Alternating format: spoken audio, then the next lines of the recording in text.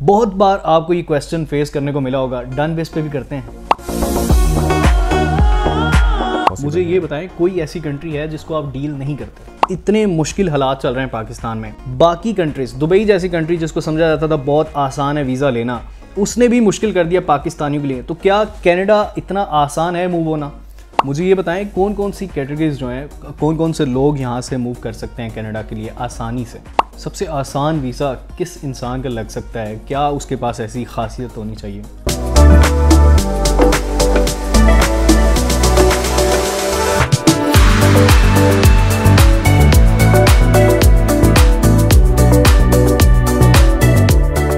गुजरात वालों, कनाडा जाना चाहते हो और अब तक कंफ्यूज थे कि कहाँ से अप्लाई करें, कौन है बेहतर कंसल्टेंट जो आपको कनाडा भेज सके विजिट वीज़ा पे, या फिर अपनी फैमिली के साथ आपने वहाँ पर मूव होना हो या स्टडी बेस पे जाना चाहें, तो कनाडा के लिए बेहतरीन कंसल्टेंट आपको गुजरात में कहाँ मिलेगा? आज की वीडियो में ये सब बताने जा रहा हूँ। और सिर्फ इतना ही नहीं, बल्कि कनाडा से आए हुए कंसल्टेंट से भी मिलवाऊँगा जो कि वहाँ पर मौजूद हैं। कंसल्टेंट वहाँ पर रहते हैं, कनाडा में डील करते हैं तमाम तर मामलात, और उनका गुजरात में अब एक स्टार्टअप शुरू हुआ है। वो किन के साथ कोलैबोरेशन की है, आपकी असेसमेंट कैसे होगी, और आपके लिए वीज़ा अब कितना आसान और कैसे आसान होने जा रहा है, इन सब सवालों के जवाब जानेंगे अंदर चल के।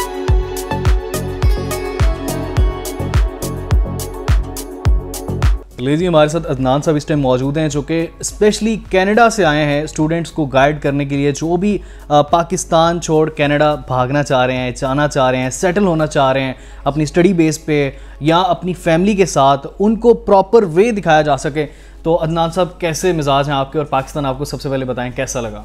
ज़बरदस्त यार, रूट्स ही यहाँ के हैं, तो पाकिस्तान आके तो बस एक जो खुशी मिलती है तो वो अल्फाज में नहीं बयान हो सकती, लेकिन वो फीलिंग से रिलेट करती है, तो वो फीलिंग एयरपोर्ट पे उतरते ही जज्बात उभर आते हैं। ज़बरदस्त जी। तो आप मुझे ये बताइएगा कि कब से आप कनाडा भिजवाने की जो है वो कोशिशों में लगे हुए हैं पाकिस्तानियों को, और अब तक कितना सक्सेस रेट आपका जा चुका है? इट्स द सेकंड डेकेड हम इस बिज़नेस में हैं, इमिग्रेशन बिज़नेस में। ख़ुद ही इमिग्रेंट गया था, फिर सिटीज़नशिप ली, फिर कैनेडियन लॉ पढ़ी, फिर वहाँ से लाइसेंस लिया, और उस वक्त से लोगों को गाइड कर रहे हैं। ठीक है। बहुत study, visit, immigration, PR, express entry, immigration की रिलेटेड जितनी भी हैं उसके लिए हम कैनेडियन गवर्नमेंट से ऑथराइज्ड हैं। ठीक है। अपने इदारे का थोड़ा सा नाम बता दें, थोड़ा सा अपना तारुफ करवा दें ताकि आसानी हो लोगों को समझने। हमारा जो ऑर्गेनाइजेशन है वो रजिस्टर्ड है बॉर्डर लाइन सोल्यूशंस के नाम से, border line solutions incorporation.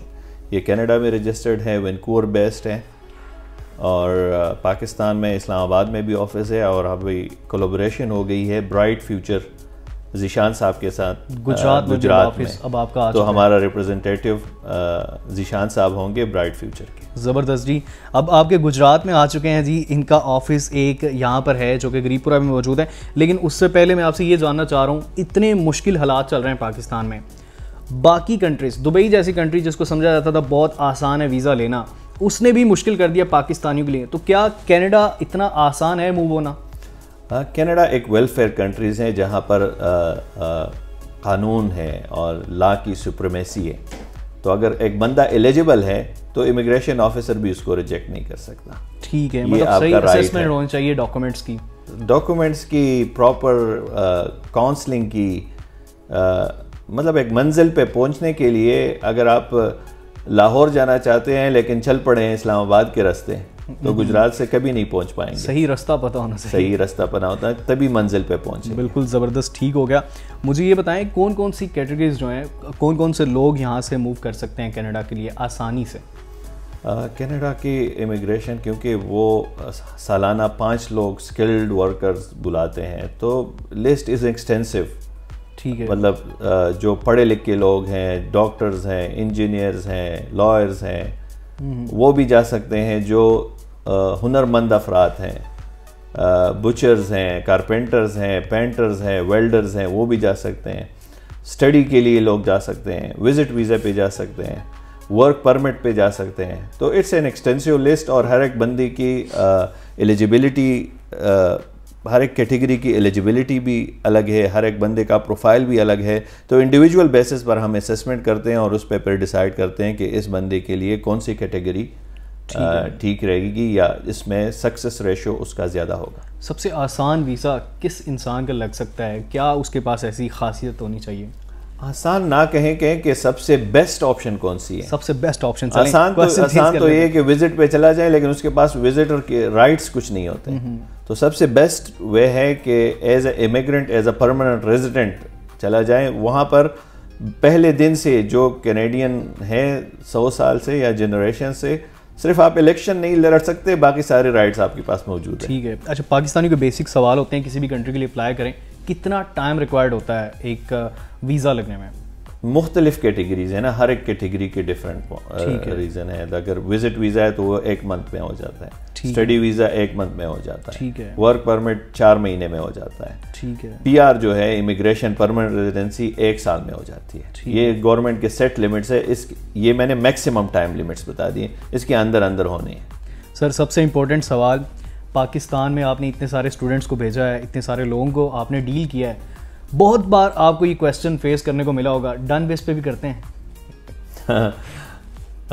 Done लोग कुछ डंकी कहते हैं, कुछ डन कहते हैं। डन बेसिस यार किसकी इतनी अथॉरिटी है कि एम्बेसडर को जाके कहें कि ठप्पा लगाओ? अच्छा, वो जो करते हैं वो खुद भी कभी कनाडा नहीं गए होंगे। जरा मुझे दिखाए ना जो डन बेसिस पर करते हैं, ये इलीगल है बाय लॉ। अगर आप किसी को कहते हो कि मैं आपको, मेरी तरफ से गारंटी है, तो ये एक क्रिमिनल ऑफेंस है कनाडा में। सिर्फ आप जो परमानेंट रेजिडेंसी के लिए जाते हैं, आप उसकी असेसमेंट कर देते हैं और उसके पॉइंट्स पूरे हैं, तो उस बेसिस पर हम बता सकते हैं कि हाँ, बेस्ड ऑन और नॉलेज और एक्सपीरियंस आपके इतने पॉइंट्स हैं और आप एलिजिबल हैं कैनेडियन इमिग्रेशन के लिए अप्लाई। बड़ी ज़बरदस्त बात की है इसमें कि वो खुद भी कभी कनाडा नहीं गए होते, जबकि ये खुद कनाडा से आए हैं, कनाडा में एक अरसे से रह रहे हैं, कैनेडियन नेशनल हैं ये, और ये जिस चीज़ों को बेहतर तरीके से समझ सकते हैं वो शायद कोई दूसरा कंसल्टेंट नहीं समझ सकता। तो इनका कोलैबोरेशन जिनके गुजरात से हुआ है, वो आपके डॉक्यूमेंट्स लेके आगे किस तरह से असेसमेंट करेंगे, हम उनसे भी बातचीत करेंगे। लेकिन उससे पहले मुझे ये बता दें, कोई स्टूडेंट्स को या फिर किसी को अपना कोई पैगाम देना चाहें, कोई मैसेज देना चाहें? सबसे बेस्ट है ना कि you must be in safe hands.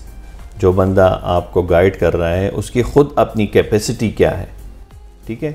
तो आसान वे है कि कैनेडियन गवर्नमेंट की वेबसाइट पे जाओ, वहाँ देखो कि कौन कौन से ऑथराइज्ड कंसल्टेंट्स हैं, उसमें अगर वो बंदा आता है तो उससे सर्विसेज ले, अगर नहीं आता तो वो छोड़े, फ्रॉडी हैं। तो ये ब्राइट फ्यूचर क्या हमें वो वहाँ पे देखने को मिलेगी? 1 मंथ के अंदर अंदर इंशाल्लाह। 1 मंथ के अंदर? क्योंकि वो हमने डॉक्यूमेंट्स भेज दिए हैं कनाडा, तो उसके अप्रूवल में 1 महीना लगता है। 1 महीने बाद ब्राइट फ्यूचर आपको उधर नजर आए। मतलब हम तसल्ली करके अपना काम करवा सकते हैं? बिल्कुल तसल्ली। अच्छा, तो सिर्फ आप डॉक्यूमेंट्स को असेसमेंट करेंगे, वीज़ा अप्लाई करेंगे, सिर्फ यहाँ तक काम है कि वहाँ पर जो स्टूडेंट पहुँचे या वहाँ पर जो फैमिलीज पहुँचे, उनको अगर कोई मुश्किल पेश आए तो क्या वहाँ पर भी आप अपनी सर्विसेज देते हैं? उसको पोस्ट अराइवल सर्विसेज कहते हैं। ठीक है। तो हमारी कोलैबोरेशन है ऑर्गेनाइजेशन के साथ, लेकिन वहाँ पहुँच जाए तो कैनेडियन गवर्नमेंट ही आपका ख्याल रखती है, आपको किसी और की ज़रूरत ही नहीं होती। ठीक है। तो पाकिस्तान की गवर्नमेंट के बारे में आपका क्या ख्याल है?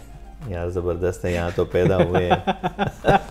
ले जी, सियासी जवाब के साथ इनके साथ इंटरव्यू ख़त्म करते हैं। इन्होंने ऑलरेडी अपना बहुत सारा टाइम दिया है हमारी ज़ीशान साहब से, जो ब्राइट फ्यूचर को यहाँ गुजरात में डील कर रहे हैं। Sir, thank you very much. Thank you BPN news और थैंक यू ज़ीशान साहब इस इवेंट को ऑर्गेनाइज करने के लिए।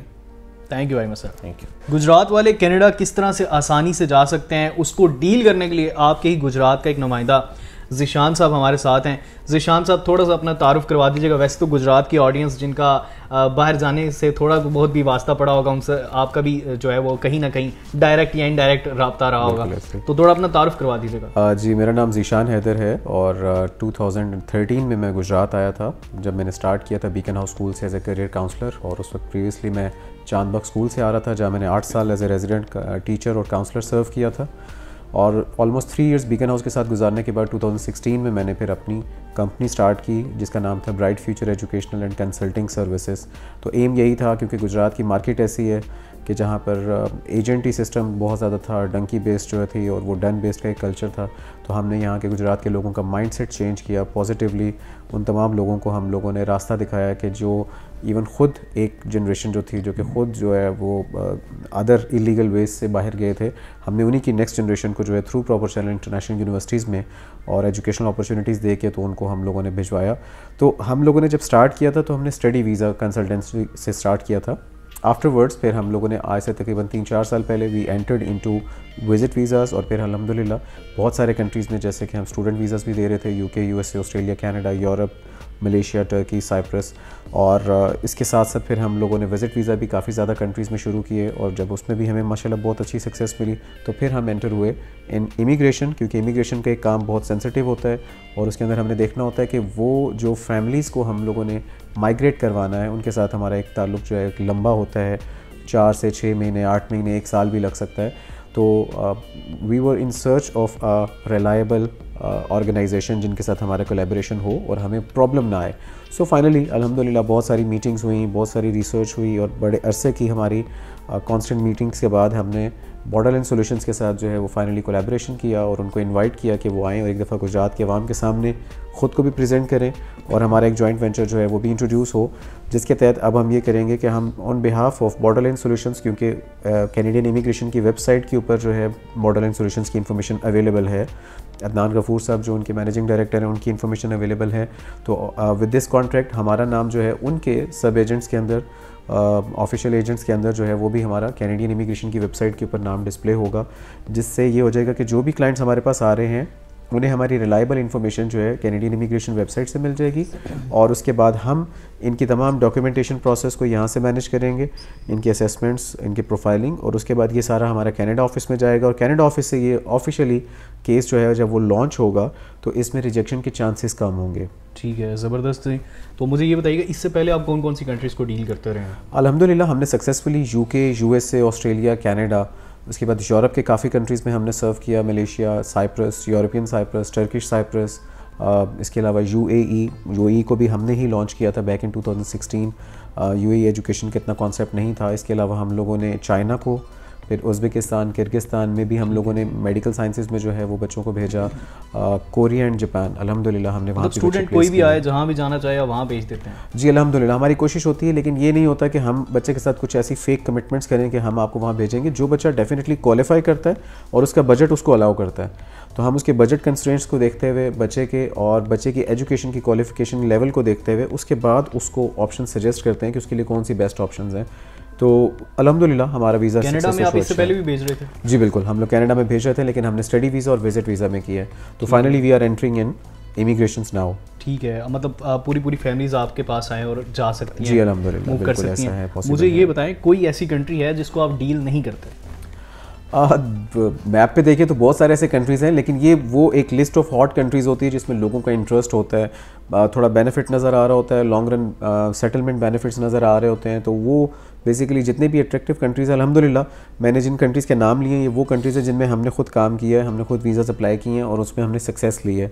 हमने कोई भी वो कंट्रीज़ मैंने आपको कोट नहीं किए जिनमें हमने बिल्कुल भी काम नहीं किया। कनाडा में तो जिस तरह मैंने ज़ाहिर पूरा सेशन एक अटेंड किया है, मुझे पता चला है कि यहाँ से आप खुद ही नहीं तीर चला देते, बल्कि आप अपनी फाइल्स जो है वो उनको पूरा असेस करते हैं, फिर आगे आप कनाडा में भेजते हैं। जो आपके कनाडा में बैठे हुए हैं वो उनको असेस करेंगे, उसके बाद जाके जो फाइनल रिजल्ट निकलेगा फिर आप उसके हवाले से स्टूडेंट या जो भी इमिग्रेंट है आप उसको गाइड कर सकते हैं। तो इससे पहले जितनी कंट्रीज को डील करते रहे वहाँ पे भी आपके एजेंट्स यहाँ सब बेसिकली हम लोगों ने हमेशा कोशिश की है कि हम जॉइंट वेंचर में काम करें, ऑल्दो इसमें हमारी कॉस्ट जो होती है वो इंक्रीज़ होती है, हम क्लाइंट पे उसका बर्डन नहीं डालते, लेकिन समझ लें कि हमारी जो अर्निंग है हम उसमें से शेयरिंग कर लेते हैं। लेकिन एक केस में, एक क्लाइंट के केस में अगर एक से ज़्यादा लोग हों, एक चेन ऑफ पीपल हो, तो वो उतना ही स्मूथ होता है और उसमें उतना ही विन करने के चांसेस ज़्यादा होते हैं। तो दैट्स वाई हम हमेशा से हमारी प्रैक्टिस तो यही रही है। तो इमिग्रेशन चूँकि बहुत सेंसिटिव केस था, उसमें ये नहीं था कि अब इवन हम लोग नेक्स्ट टाइम जितने हमारे विजिट वीज़ाज़ भी हैं और स्टडी वीज़ाज़ भी हैं वो भी थ्रू दिस कंपनी हम करेंगे, ताकि इन केस अगर कोई रिफ्यूज़ल आ भी गया है तो उस रिफ्यूज़ल को हम चैलेंज कर सकें in front of visa officer, और इसके अलावा हम इसको चैलेंज कर सकें कैनेडियन कोर्ट में, सो दैट हम उसको अल्टीमेटली विन करके लेके आएंगे। कनाडा जाने के लिए क्या रिक्वायरमेंट्स हैं डॉक्यूमेंट्स की, वो तो आपसे आके पूछ लेंगे, आपसे कॉन्टैक्ट नंबर चल रहा होगा पूछ लेंगे। एक्सपेंस कितने होने वाले हैं? एक ज़हन में आ जाता है आम सवाल कि कितने एक्सपेंस हो जाएंगे कनाडा, क्योंकि एक बड़ी कंट्री है, बड़ा नाम है, और वहाँ के वीज़ा लगना उतने आसान नहीं लगते पाकिस्तानियों को। टेक्निकली अगर हम कहें तो definitely visit visa, study visa, immigration के अंदर मल्टीपल कैटेगरीज हैं, कुछ वर्क परमिट्स हैं, इन सब में जो कॉस्ट है वो वेरी करती है। लेकिन इन सिंपल अगर हम आपको बताएं तो कम से कम जो यहाँ पर एक डन बेस्ड का कल्चर है उसमें जो लोगों ने प्रॉमिस किया होता है कि हम आपको इतना चार्ज करेंगे और उसके बदले में आपको ये बेनिफिट मिलेगा कि आप जस्ट कनाडा में लैंड कर सकते हैं, मेरा ख्याल है कि हमारी जो भी कॉस्ट होगी ना वो कम से कम उस डन की कॉस्ट से कम होगी। तो ये गुजरात के लोगों के लिए जो है ना एक बहुत ही बेनिफिशियल अपॉर्चुनिटी होने जा रही है। वही कॉस्ट ले लो, डन पे करते हैं। हम बेसिकली इसी कल्चर को ही डिस्करेज करना चाहते हैं और कम से कम नई जो इस वक्त नस्ल अब परवान चढ़ रही है, हम उनको ये बताना चाहते हैं कि आप इस कल्चर को ख़त्म करें, किसी एक पर्सन को वो बेनिफिट ना दें। आप जो चीज़ आपको थ्रू प्रॉपर चैनल कम पैसों में हो रही है तो ज़रूरी नहीं कि आपको उसके लिए ज़्यादा पैसे देने चाहिए। अच्छा, डॉक्यूमेंट्स आपके पास ले आएँ, आपको पैसे जो आपके एडवांस होंगे वो दे दें, उसके बाद स्टूडेंट या फिर जो इमिग्रेंट है वो फ्री हैंड हो जाता है, बैठ जाता है, या उसको पता चल रहा होता है कि क्या क्या प्रोसेस है, या उसके थ्रू से भी आप चलवा रहे होते हैं? बेसिकली ऐसा होता है कि हम क्लाइंट को इन्वॉल्व करते हैं। ये इस तरह से नहीं होगा कि हम लमसम को चार्ज उनसे ले लेंगे, हम अपनी जो कंसल्टेंसी फीस होगी उसको भी स्टेप बाय स्टेप रखेंगे और पूरे प्रोसेस पे डिवाइड करेंगे। और फिर जहाँ जहाँ इमिग्रेशन की ऑफिशियल फ़ीस इन्वॉल्व होंगी हम सारे का सारा क्लाइंट को गाइड करेंगे, एक्सप्लेन करेंगे और उनको पता होगा कि मेरा अब नेक्स्ट एक्सपेंस कौन सा होना है और उस टाइम लाइन के मुताबिक किस टाइम पे आके मेरा वो एक्सपेंस होगा। तो ऑल टुगेदर जब वो पैसे दे रहे हैं तो वो लमसम नहीं दे रहे, वो पूरे प्रोसेस में जब डिस्ट्रीब्यूट करेंगे तो उनकी कॉस्ट वैसे भी ऑटोमेटिकली कम हो जाएगी। ठीक है। और जब यहाँ से मूव करेंगे, जैसे हम इमिग्रेशन की बात करें तो वो विद फैमिली मूव करेंगे, वहाँ जाने के बाद विद इन 3 years उनको जो है वो पासपोर्ट मिल जाएगा। तो मेरे ख्याल से this is going to be a wonderful opportunity for those people जो एटलीस्ट एक सेकेंड सिटीजनशिप चाहते हैं, भले वो वहाँ जाके कल को नहीं भी रहना चाहते और उनका बिजनेस और उनके फैमिली सर्कमस्टांसेस अलाउ नहीं करते उनको लॉन्गर रन रहने के लिए, कम से कम अपने पासपोर्ट्स लेके वापस आके और यहाँ से आके उनको ये पता है कि सेफ़ हैं, कल को जब बच्चों ने फर्दर एजुकेशन के लिए जाना है तो उनको फ्री ऑफ कॉस्ट एजुकेशन मिल रही होगी और फिर वो जाके अपनी नेक्स्ट लाइफ वहाँ पे स्टार्ट कर सकते हैं। कनाडा के लिए जहाँ तक मैंने सुना इंटरव्यू भी होता है, तो क्या उसकी तैयारी भी आप ही करवाते हैं? ओकेजनली यस, लेकिन जहाँ पे भी होता है डेफिनेटली हम उसकी प्रिपरेशन करवाते हैं। और चूँकि ये तमाम केसेस जहाँ से लॉन्च होने वो हमने डायरेक्टली अप्लाई नहीं करने, हमारे कैनेडियन ऑफिस के को जो इमिग्रेशन ने ऑफिशियल पोर्टल दिया है उस पोर्टल से वो तमाम केस लॉन्च हो रहा होता है। तो एक तो वीज़ा ऑफिसर को पता होता है कि इस स्पेसिफिक एजेंट के पोर्टल से ये केस आ रहा है तो मैंने उसको किस तरह से डील करना है। इसके अलावा उस पोर्टल की एक्सेस क्लाइंट के पास भी होती है, तो क्लाइंट को बिल्कुल क्लियरली नज़र आ रहा होता है, ट्रांसपेरेंटली नज़र आ रहा होता है कि इस वक्त मेरा केस किस स्टेज पे है। ठीक है, ज़बरदस्त जी। ज़ीशान साहब आपसे मिलकर बहुत खुशी हुई। Very nice. आप सब भी इनका जो है वो ऑफिस विजिट कर सकते हैं। ग्रीपुरा नीचे एड्रेस मुकम्मल तौर पे आ रहा है, जन्नत मैरिज हॉल पहले हुआ करता था, उसकी ग्राउंड फ्लोर पे इनका ऑफिस है। वहाँ पे आइल्ट्स की भी सहूलत आपने रखी हुई है। अगर आइल्ट्स आपके लिए ज़रूरी हुआ कनाडा जाने के लिए तो उसकी भी सहूलत वहीं पर अवेलेबल है। और चूँकि मैं ऊपर पूरा इवेंट भी अटेंड किया मैंने, तो मुझे अंदाज़ा हुआ है कि कुछ जो पहले आने वाले स्टूडेंट्स हैं उनको अगर आइल्ट्स करवाना पड़े तो वो अपने पास से करवाएंगे। जी बिल्कुल, हम लोगों ने ये ऑफ़र किया है कि जो हमारे पास इमिग्रेशन के लिए जो क्लाइंट्स आएंगे, हम जो अपनी इमिग्रेशन के चार्जेस होंगे उसी में हमारी आइल्स की प्रिपरेशन के चार्जेस भी होंगे और आइल्स की एग्जाम फीस भी उसी में इंक्लूडेड होगी और क्लाइंट को एक्स्ट्रा पे नहीं करना पड़ेगा। लेकिन जी गुजराती, अब कनाडा जाना हुआ आसान, अभी पहुंचे ऑफिस में अपने डॉक्यूमेंट्स के साथ, इनको आके बताएं कि ये सारे मामलात हैं, जो भी हुआ पूछने में वैसे कोई खर्च नहीं है, पूछा तो जा सकता है। अगर आपका काम बनता हुआ तो फिर तो डेफिनेटली आप दूसरा कदम भी बढ़ा लेंगे, लेकिन पहला कदम बढ़ाना बड़ा ज़रूरी है। अगर आप पहला स्टेप नहीं लेंगे तो आप यहीं पर स्टक हो जाएंगे, यही सोचते रह जाएंगे कि फ़लाँ भी चला गया, फ़लाँ का बेटा भी चला गया, मैं अब तक यहीं बैठा हूँ। तो आपने बैठना नहीं है, अपनी सीटों से हिलना है, उठना है। कॉल मिलाएं, इनका कॉन्टैक्ट नंबर नीचे आ रहा है, इनके एड्रेस पे पहुँच सकते हैं, तो इनका ऑफिस विजिट करें और जाके ज़ीशान साहब से मिलें ताकि आपके बेहतर फ्यूचर में ये आपके मददगार साबित हो सकें। देखते रहें ब्रेक पॉइंट न्यूज़। मुझे कहते हैं उस्मान, अल्लाह ने के बाद। Thank you very much. Thank you.